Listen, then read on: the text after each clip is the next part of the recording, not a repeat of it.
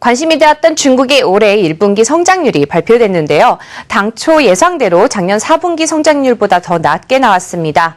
이제는 미국 증시보다 중국 증시의 움직임이 국내 증시에 더 영향을 미치고 있고 또 원화 환율도 엔화 환율보다는 위안화 환율 움직임에 더 주목하는 상황인데요. 이번 1분기 성장률을 계기로 국내 금융시장이 중국에 얼마나 의존을 하고 있는지를 알아보는 시간 마련했습니다. 도움 말씀 위해서 한국경제신문사의 한상춘 논설위원 자리해 주셨습니다. 위원님 안녕하세요. 네, 안녕하십니까? 네, 지난주였죠. 아무래도 중국의 1분기 성장률이 발표가 됐는데 그 내용부터 좀 살펴봐 주시죠. 세계가 상당히 긴박하게 움직이는 것 같아요. 이렇게 증시에서는 이런 것을 가지고 테일 리스크, 지금은 이 빈도수가 높기 때문에 플랫테일 리스크로 된 게 아닌가 이렇게 생각하는데요. 네. 일본의 구마모토 현과 에쿠아도르에서 강진이 발생했죠. 세계 이상기후 때문에 사실 이런 문제가 증시에서도 새로운 변수가 되는 상황이다 이렇게 볼 때 있고요.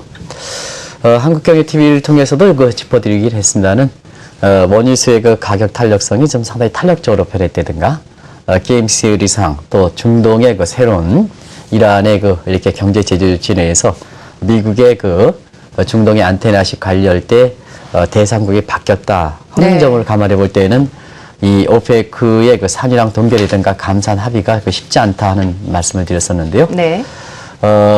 지난 주말에 장고 끝에 이 산유량 동결에 대해서 실패를 했죠. 이런 문제가 이제 세계 경제라든가 국제금융 시장이 긴박하게 들어간다 이렇게 볼 때는데요. 역시 국내 증시 입장에서는 중국의 1분기 성장률이 가장 관심이 됐기 때문에 그렇죠. 이 문제를 좀 짚고 넘어가야 되지 않냐 생각합니다. 성장률 매스컴을 통해서 한 이틀 정도 지났기 때문에 잘 아실 거라고 생각하는데요. 1분기 성장률이 6.7% 나왔죠. 근데 이번 같은 경우에는 그렇습니다. 6.7% 나와서 사실상 성장률이 작년 4분기 6.8%는 낮긴 하지만 네. 사실 증시라든가 국제금융 시장에서는 그렇게 우려하는 시각은 아니에요. 왜 그러냐면 3월 중국의 단기 지표들이 지금 상당히 좋게 나왔거든요. 네. 그러니까 1분기가 3월까지지만 3월의 마지막 달에 단기 지표들이 좀 좋게 나왔기 때문에 성장률이 낮게 나오더라도 증시라든가 국제금융 시장에서는 그렇게 우려하지 않는다. 그러면 단기 지표가 얼마큼 나왔길래 이렇게 되냐 하면 네. 중국은 이제 제조업이 가장 중요하지 않습니까? 그렇죠. 그렇죠. 그래서 보면 3월 산업 생산이 6.8% 돼서 예상치가 한 5.9% 정도 이보다도 상당히 웃돌았습니다. 만약에 예상치 5.9% 나오고 중국 경제 성장률이 6.7% 나왔다면 상당히 분위기는 바뀌었다. 어두운 쪽으로. 그렇군요. 근데 네. 중국에서 가장 중요한 산업 생산이 6.8% 웃돌았고 또 한 가지는 소매 판매는 이거는 선진국에서 보면 또 우리 입장에서는 민간 소비에 해당되는 부분입니다. 네. 그리고 고정자산 투자는 기업의 설비 투자 이렇게 되는데요. 이게 예상치가 상당히 웃돌아서 12% 정도 이렇게 각각 나왔거든요. 그러다 보니까 성장률이 낮게 나온데도 불구하고 향후 중국 경제에 대한 기대감, 이 네. 기대감 때문에 사실 악재로는 작용하지 않을 것이다 이렇게 보시는 게 국제금융 시장의 지배적 시각이다 이렇게 볼 수 있습니다. 네. 또 문제는 앞으로 어떻게 될 것이냐 하는 점일 텐데요. 올해 목표 성장률 과연 달성할 수 있을 거라고 보시나요? 올해 3월 달에 올해 목표 성장률은 좀 종전과 다른 점이 있죠. 종전에서는 구체적 목표, 예를 들어서 7%, 7.5%, 8%에서 수치를 제공했는데요. 역시 구조조정 과정이 있기 때문에 중국은 extensive growth path에서 intensive growth path로 구조조정 과정이 있기 때문에 성장률의 구체적 목표치를 달성하기 좀 힘든 사항입니다. 네. 그래서 이번 양에 대해서부터 중국의 올해 목표 성장률 밴드제를 도입해 있다 이렇게 이게 특색인데요. 그럼 밴드제는 하단선은 6.5%, 상단선은 7% 해서 6.5에서 7% 밴드제를 도입했죠. 그런 점을 감안해 볼 때 1분기 성장률이 6.7% 되다 보니까 6.5에서 7% 밴드제에 네. 속해 있죠. 그래서 목표 성장률은 좀 벗어나지 않고 있다. 문제는 2004년에 나오겠습니다는 4분기 이후부터 중국 경제가 분기별로 계속해서 7분기 연속 둔화세를 보인다는 얘기거든요. 네. 그런 점을 감안할 때 향후 중국 경제에 대해서는 앞날에 대해서는 상당히 의견이 엇갈리고 있다 이렇게 볼 수 있습니다. 역시 중국은 싱크탱크와 사회과관, 우리로 얘기하면 한국개발연구원 KDI에 네. 해당된다 이렇게 볼 수 있습니다. 이 중개사회과학원과 IMF에서는 두 가지 요인에서 중개사회과학원은 1분기 성장률이 6.7% 나왔지만 3월 수치가 좀 좋게 나왔기 때문에 한국의 그 중국 경제에 대해서는 유자형 시간으로 좀 개선되지 않겠느냐. 또 IMF는 지난 주말에 열렸었던 미국 워싱턴에서는 IMF 월뱅크 중계 회의에서 그 직전에 세계경제 성장률을 발표할 때 중계 성장률을 올해 1월에 6.3에서 네. 이번 4월에서는 6.5% 올렸죠. 그래서 유자형 회복에 대해서 비교적 낙관적 시각을 갖고 있는 기관이 있는가 하면 글로벌 인베스트 뱅크 같은 경우에는 여기 2004년 2분기 이후에 7분기 연속 둔화세를 보이다 보니까 이 추세가 지속된다 하는 측면에서 L자형 내지는 5% 추락설 이래서 상당히 비교적 낙관적 시각과 그래서 아주 낙관론이 아닙니다. 비교적 낙관적 시각과 그다음에 상당히 어두운 시각과는 팽팽히 맞서고 있는 상황이다 이렇게 보겠습니다. 네. 또 뭐 시장 예상치에 부합되긴 했습니다만 또 중국 경제 성장률이 갈수록 떨어지는 것이 어느 국가보다도 이제 우리 경제에 좀 부담이 되고 있는 상황인데요. 이미 국내 금융시장에서는 이런 현상들이 계속해서 나타나고 있었죠. 네, 그렇습니다. 뭐 제가 이것은 그 시청자 여러분한테 말씀드리지 않더라도 시청자 여러분이 잘 아시고 네. 또 실제로 국내 금융시장에 그 참여하시는 입장에서는 아주 체감적으로 느끼는 상황이기 때문에 제가 좀 정리해서 말씀드리겠습니다. 네. 보통 이제 외국인에 의해서 판치는 현상을 보통 윈블던 현상이라고 그러지 않습니까, 시청자 네. 여러분? 그런데 그동안은 미국계라든가 미국계 그 달러계 자금에서 국내 금융시장이 그 판치는 이런 어떻게 보면 미국판 그 윈블던 현상이 나타난 데 반해서 최근에 국내 금융시장은 미국의 영향력, 유럽의 영향력, 일본의 영향력보다는 중국의 영향력이 크다 이렇게 보이됐습니다. 네. 그래서 이것을 별도에 말씀드리면 6호 윈블던 현상이다 이렇게 보시면 되는데요. 그러다 보니까 자연스럽게 현명하신 그 시청자분들도 그런 현상에 아주 발빠르게 이렇게 대처해서 사실상 그렇죠. 한 10시 15분에 중국에 매일 그 위안화 고시환율이 나오는데요. 네. 이 고시환율에 따라서 상당히 원달러 환율이 움직이는 모습 이런 것이 되다 보니까 10시 15분에 발표는 위안화 고시환율에 대해서 국내 그 위안시장의 참여자를 중심으로 해서 기업에서 위안을 담당하는 사람들이 아주 초미의 관심이 되는 이런 그 상황이 지금 현상이 발생되고 있다 이렇게 보게 되고요. 또 한 가지는 국내 그 증시 입장에서도 아무래도 사실상 그 새벽에 한국경제TV에 대해서 이렇게 방송하는 것과 함께 왜냐하면 미국 증시에 대해서 가장 일목요연하게 정리해드리고 네. 그러다 보니까 함께 10시 30분에 장중에 또 한국경제TV 시청률이 상당히 많이 올라간다 그래요. 왜냐하면 10시 30분에 그 중국 증시의 개장을 국내 그 여러 가지 그 언론 중에서 유일하게 중국의 그 경제TV와 같이 이렇게 해서 네. 사실상 그 개장 모습을 보여주기 때문에 가장 정확하고 발빠르게 전해주기 때문에 그렇죠. 아마 10시 30분에 투자자분들이 한국경제TV에 대해서 집중으로 시청하는 과정에서 그 전후에서 시청률이 상당히 많이 올라간다 그래요. 이것이 바로 6호 윈블던 현상이다 이렇게 보겠습니다. 네. 그런 각도에서 보면 사실 중국의 영향력이 지금 얼만큼 국내 금융시장과 또 실물경제 차원에서 기업에 영향을 미치는 것은 잘 알 걸 보고요. 업종별로도 그렇지 않습니까? 최근에 그 한 4, 5년 동안 보면 중국과 관련된 업종주, 예를 들어서 뭐 화장품주, 소비재주, 헬스케어주, 바이오주, 제약주 이런 게 네. 우리 코스닥뿐만 아니라 코스피의 주도주로 부각되는 양상을 그렇죠. 이렇게 보이고 네. 있죠. 그래서 업종별로도 중국과 관련된 업종이 지금 가장 영향을 미치기 때문에 사실 중국의 경기가 어떻게 되느냐 이 부분은 국내 금융시장에 상당히 영향을 미친다 이렇게 보겠습니다. 네. 또 실제로 중국과의 의존도가 얼마나 높게 나오는지 또 계량 분석으로 나눈 심각성 정도가 얼마나 되는지 이 부분도 좀 짚어봐 주시면요. 네, 문제가 심각하기 때문에 한국은행에서도 한 달 전인가요? 제가 페이퍼를 보니까 이례적으로 사실상 중국의 그 위안화와 원화 간의 상관계수를 이렇게 해서 분석해서 발표한 게 있어요. 네.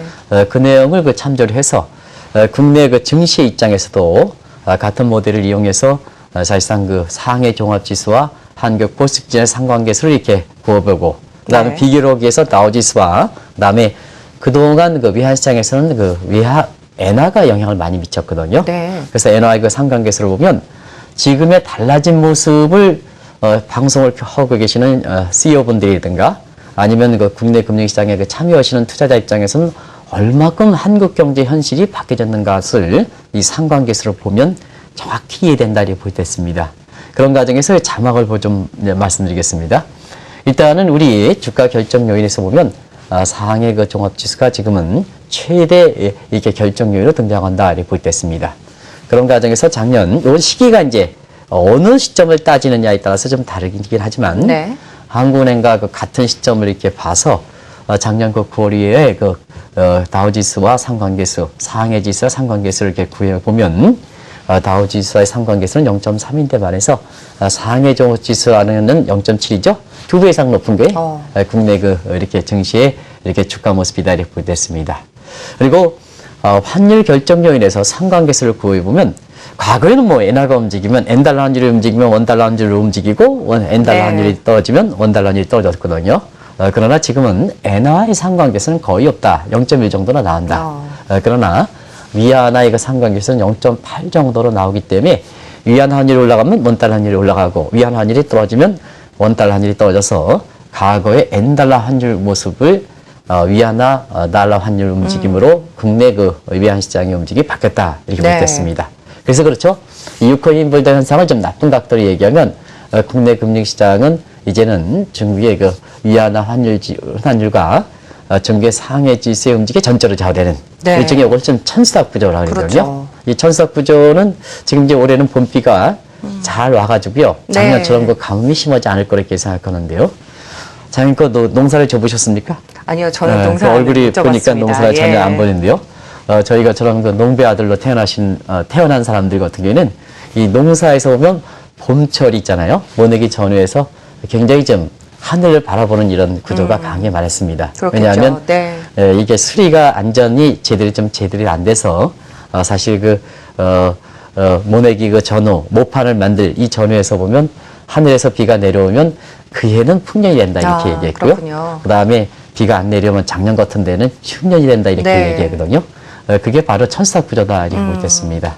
그래서 국내 증시가 사실 중국 증시의 중국의 그 금융시장 모습에 의해서 전적으로 좌우되는 이런 모습을 보이고 있다 이렇게 보겠습니다. 네, 천수답 현상에 대해서 좀 설명을 해주셨는데요. 국내 주가와 또 환율을 비롯해서 갈수록 우리가 중국 경제와 또 천수답 현상이 이제 심해지고 있는 것 같은데요. 위원님, 심해지고 있는 상황이죠? 네, 천수답 요인이 이제 심해지는 데는 여러 가지 이제 요인이 있는데요. 세계 공통 요인, 우리만 이제 중국의 영향을 받는 건 아니거든요.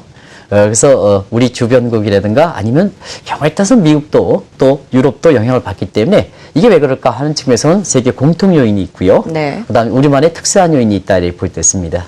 역시 세계 공통 요인에서 지금 중국이라든가 중국의 실물 경제라든가 중국의 그 금융시장을 주목하는 것은 뭐니 해도 성장률이 떨어지더라도 6.7% 성장은 미국의 2% 성장보다 더 높은 거거든요.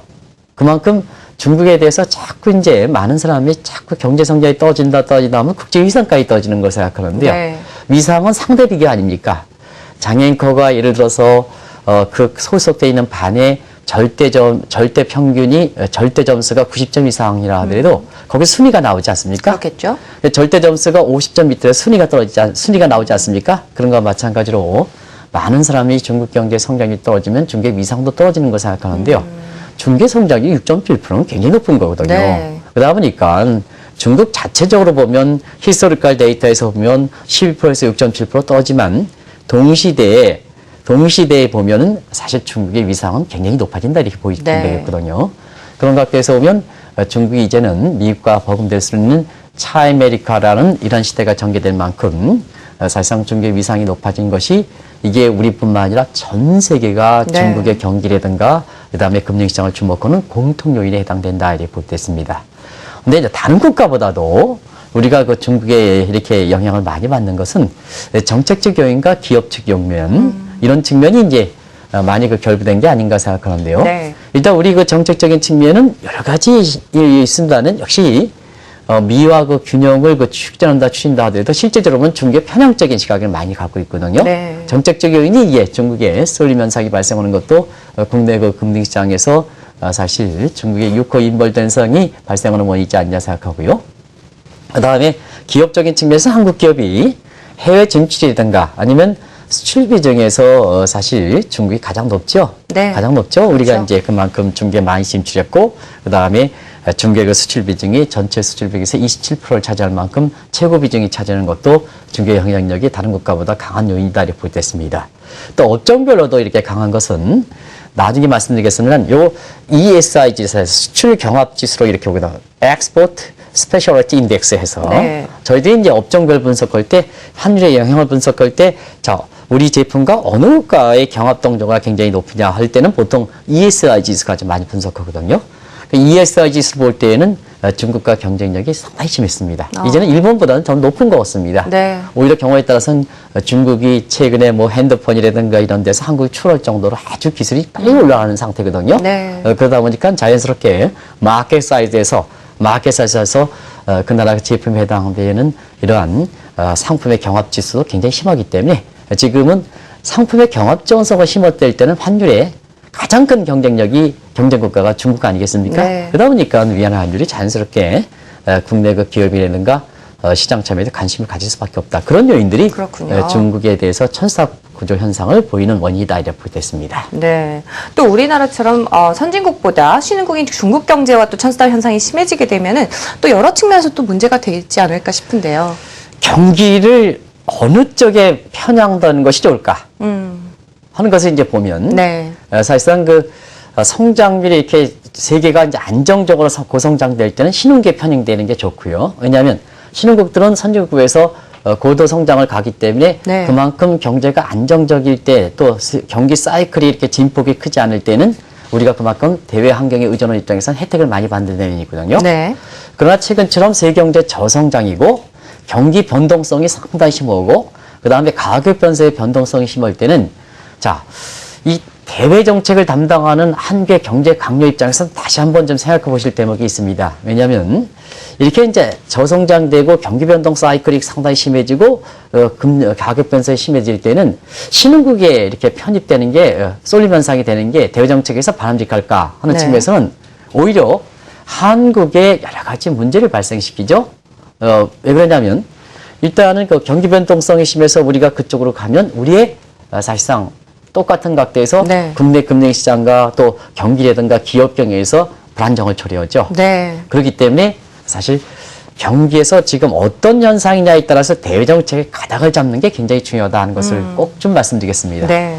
그런 측면에서 지금 중국이 이렇게 천스탑 현상이다 할 만큼 영향력이 상당히 높다 보니까 결과적으로 보면 중국의 문제가 고스란히 한국에 전해진다. 보내진다. 여기 이제 나오지 않습니까? 네. 일단은 한국 경제 독립성과 안정성이 흔들리죠. 그렇겠죠. 지금 뭐 시청자 여러분도 오늘 중국 경제를 때 가장 관심이 높은 것이 뭐냐? 아니 사실 이 정도 시점에서는 총선도 끝나 그래가지고 3당이 무슨 정책을 내놓을지 현 정부가 어떤 입장을 칠지 박근혜 대통령이 3당 속에 어떤 이런 게 이제 관심이 돼야 되는데요. 오히려 그런 것보다는 중국 경제 영향력에 대해서 중국 경기 변동에 대해서 관심 있는 것은 그만큼 현상이 그래서 그렇다 이렇게 보겠습니다. 그것은 뭐냐? 결국은 경제 독립성과 안정성이 흔들릴 수밖에 없다 이렇게 보겠고요. 그다음에 중국의 리스크에서 한국의 리스크가 그대로 변한다. 중국의 위안 환율에 대해서 중국의 상해에서 그대로 변한다 하면 사실상 우리가 통제하지 못하는 변수, 이 컨트롤 베리어, 비헤비어 베리어에서 맞춰지다 보니까 한국의 그 금융시장에 참여하는 사람들이 리스크 관리에 어려워진다. 리스크 관리가 어려워진다. 네. 그리고 기업 입장에서도 기업 경영에 있어서 리스크 관리가 어려워진다. 그러다 보니까 사실 차이나 중국 관련된 리스크가 지금은 우리나라에게 시장 참여들에서 시장 참여 재테크에서 리스크 관리라든가 아니면 기업 경영에서 리스크 관리라든가 경영 관리에서 보면 이제는 테일 리스크가 아니라 팩테일 리스크. 네. 정규 분포의 양쪽 꼬리가 이제 살쪘다. 이제는 거의 상습화될 정도로 네. 살쪘다 할 이 정도가 된다. 그래서 전반적으로 저성장이고 그 다음에 모든 변수의 변동성이 심할 때는 신흥국에 대해서 쏠림 현상으로 가져가는 것은 한국의 독립성과 안정성을 흐트러지기 때문에 대외 정책에 담당하는 싱크탱크 이런 KF라든가 이런 기관에서 이전에 그 중국에 대해서 TPP라든가 이런 협상에 대해서 너무 중국에 대해서 편협적으로 미국보다는 편향적으로 그랬던 것은 현 정부가 대외 정책에 있어서 잘못 가져가는 근본 배경이 되는 거거든요. 그런 문제를 한번 좀 종합적으로 검토해 볼 필요한 시점이 아닌가 생각됩니다. 네. 또 이제 중국과의 천쌀 현상이 심해지면서 국제사회에서도 보고 있는 이제 우리나라 또 위험 국가로 분류를 하고 있다고 합니다. 이 부분에 대해서도 좀 말씀을 해주시죠. 네, 리스크 문제는 그렇지 않습니까? 많은 사람들이 어떤 용어를 좀 달리했을 뿐이지. 네. 한국 경제라든가 한국 증시의 입장에서 리스크는 딱 두 가지죠. 뭐냐? 올해 들어서 보면 차이메리카 리스크죠. 차이메리카 리스크라는 것은 중국 플러스 미국 아닙니까? 네. 차이나 플러스 아메리카. 자, 그러면 메디카 리스크는 뭘까 하는 측면에서 보면 일단 미국과 관련해서 미국의 금리 인상 요인, 그죠? 네. 미국의 금리 인상 요인에 되면 한국에서 자본 이탈되지 않느냐 뭐 이런 쪽의 얘기들이죠. 네. 그래서 JP 모건 같은 경우에는 차이메 리스크 중에 하나가 해당되는 미국의 그 금리 인상에 따라서 2013년 사실 그 6월 달에 버냉키 전 의장이 미국의 출구 전략 얘기할 때 흔들렸던 국가. 네. 그게 이제 취약 5개국, 구취약 5개국이라면 작년 12월 이후에 미국의 금리 인상 국면에 접어듦에 따라서 많이 흔들릴 수 있는 국가를 보통 New Fragile 5다 해서 신취약 5개국으로 이거 발표했죠. 네. 그래서 인도네시아, 콜롬비아, 터키, 남아공, 멕시코 이 반에서 자 차이메리카 리스크 중에 또 하나 축이 있죠. 네. 중국과 관련돼선 모건 스탠리가 발표했습니다. 그래서 중기의 비중이 높은 국가, 추아비드 10 국가, 이 경제가 불안한 10개국이다 이렇게 볼 수 있는데요. 10개국 시간 관계상 다 얘기할 수는 없고 한국이 거기에 그 안에 첫 번째 들어가는군요. 나가죠. 네. 대만, 말년, 인도네시아 이런 네. 국가들이 들어가죠. 이런 국가들이 되는데요. 결국 시청자 여러분도 이 문제가 얼마큼 중요하냐면요. 많은 사람들이 이렇게 사실 달리었지만 결과적으로 우리 국내 경제라든가 증시의 리스크는 딱 두 가지입니다. 네. 미국 리스크 내지는 중국 중국, 리스크. 예. 나머지는 배틀 리스크. 그때그때 발생할 때마다 발생하는 거죠. 네. 그래서 이 상시적인 리스크에서 차이미레이션 리스크 같은 경우는 이렇게 중국이 들어갈 만큼 이제는 중국의 요인이 굉장히 중요했다 이렇게 보겠습니다. 네. 또 이렇게 천스답 현상이 심해지더라도 중국을 또 외면할 수 없는 상황이 또 우리나라의 상황이 아닐까 싶은데요. 앞으로 우리나라 경제 어떻게 하면 좋을까요? 결국 중국으로부터 좀 이렇게 균형감을 가질 필요가 있다 이렇게 보겠습니다. 그래서 그동안 이제 많은 사람들이 또 많은 기업들이 정책 단계에서 차이나의 환상 같은 거 이런 것이 이제 1990년대 이후서부터 너무 이런 환상에 젖어 있다 보니까 사실 지금처럼 이렇게 국내 금융시장에서 중국만 바라보는 네. 어떤 유코인물전 현상이 발생하는 것이 아닌가 이렇게 보고 있는데요. 이제 중국이 이제 여러 가지 투자 여건이 악화되는 상태 아니겠습니까? 엑센시브에서 인텐시브로 바뀌는 과정에서 사실 국내에서 해외 투자로 유출시켰던 네. 요인이 이제는 중국 내에서 발생한다는 얘기입니다. 그런 측면에서 보면 우리 그 정부의 그 정책도 이제 하루빨리 그런 쪽에서 변경할 필요가 있지 않느냐 생각합니다. 환경이 변했으니까. 그래서 여기 나오겠습니다는 일단 대정책 측면에서는 중국에 대해서 너무 쏠림 현상, 일종의 그때그때 근본적 문제 변경하지 않고 그다음에 S장 투자 원칙에서 지금 중국이 경제 발전 상황에서 보면 과거보다 상당히 인당 GDP가 1,000달러, 3,000달러에서 8,000달러까지 간 이런 환경에 감안한 이게 정책이 나와야 되는데요. 사실상 근본적 문제가 없이 역시 중국이다 이런 관점에서는 많은 문제가 발생한다 이렇게 볼 때 있습니다. 네. 그래서 현 정부의 그 대외정책상의 균형을 가질 필요가 있다 이렇게 보시면 되겠고요. 여기에 맞춰져야 정부의 우선순위가 맞춰져야 기업이 가는 거거든요. 그래서 기업의 수출 전략이라든가 하는 측면에서도 사실 포트폴리오 전환해서 네. 균형을 가져가는 게 굉장히 중요하다는 걸 중요하겠죠. 말씀드립니다. 네. 그리고 또 한 가지는 유코인벌 현상의 대표적 현상은 가격 경쟁력이거든요. 그런 측면에서 보면 환율과 가격 경쟁 탈피해서 이제 우리 제품은 세계적으로 추정하는 게 아니라 세계를 앞서가기 위해서 현 정부에서 그러지 않습니까? 네. 왜냐면 가장 중요한 게 수출 구조부터 바뀌어야 되거든요. 그렇죠. 그래서 품질이든가 기술과 디자인 같은 가격 이외에 환율 이외의 경쟁력을 가져갈 필요가 있다는 걸 말씀드리고요. 그다음에 기업에 진출해서 이제 글로벌 환율 화전인식 전략은 좀 피해야 된다. 세계가 하나일 때는 네. 이 글로벌 화전인식 전략은 뭐냐면요. 네. 자, 화전인이 여기 태먹고 그 거름이 다 빠지면 다른 데 가서 불을 태서 태먹고 하는 식이지 않습니까? 그동안 이제 1990년대 제가 대우경쟁정책에 있습니다. 모 기업의 세계경을 추진할 때 이런 접근을 우리나라에서 아마 가장 처음 짠 사람이 아닌가 생각합니다. 근데 이게 좋은 각도로 얘기하면 글로벌 이렇게 투자 전략이다 이렇게 하는데요. 네. 나쁜 각도로 하면 글로벌 화전인식 경영이거든요. 여기서 그렇군요. 태먹고 여기 좀 이렇게 거름이 다 빠지면 이쪽 태먹고 옮겨가고. 태먹고 이렇게 네. 하는 이것은 좀 탈피해야 되다. 세계가 하나의 입장에서 네. 그런 관점에서 글로벌 환전인식에 관련돼서는 투자자 입장에서는 이제 중국이 투자 여건이 많이 떨어졌기 때문에 한국 기업이 중국에 들어갈 때, 외국 기업이 들어갈 때의 투자 매력이 떨어져서 이제 중국의 이제 탈피하는 거기서 이렇게 유출하는 요인의 그 기업에 따라서 지금은 베트남이라든가 이런데 보수의 기술 격차에서 중국 기술로 저급 기술을 이렇게 자꾸 탈피하는 과정에서의 투자 매력이 태어나는 거거든요. 네. 그래서 뭐 이렇게 CEO께서도 이렇게 회장께서도 뭐 베트남에 투자를 해라 뭐 이렇게 하는데요. 아주 바람직한 현상이 아닌가 생각합니다. 그래서 투자자분도 이제 중국에서 퇴출되는 기업이 어디로 가느냐 하는 네. 이런 쪽에 새로운 그 재테크 기회를 찾아보는 것 이런 것이 이제 지금 저기서 백업이 돼야 되지 않냐 생각합니다. 네, 우리 경제가 나아가야 할 방향까지 말씀 들어봤습니다. 오늘 도움 말씀 주신 분 한국경제신문사의 한상춘 논설위원이었습니다. 오늘 말씀 감사합니다. 네,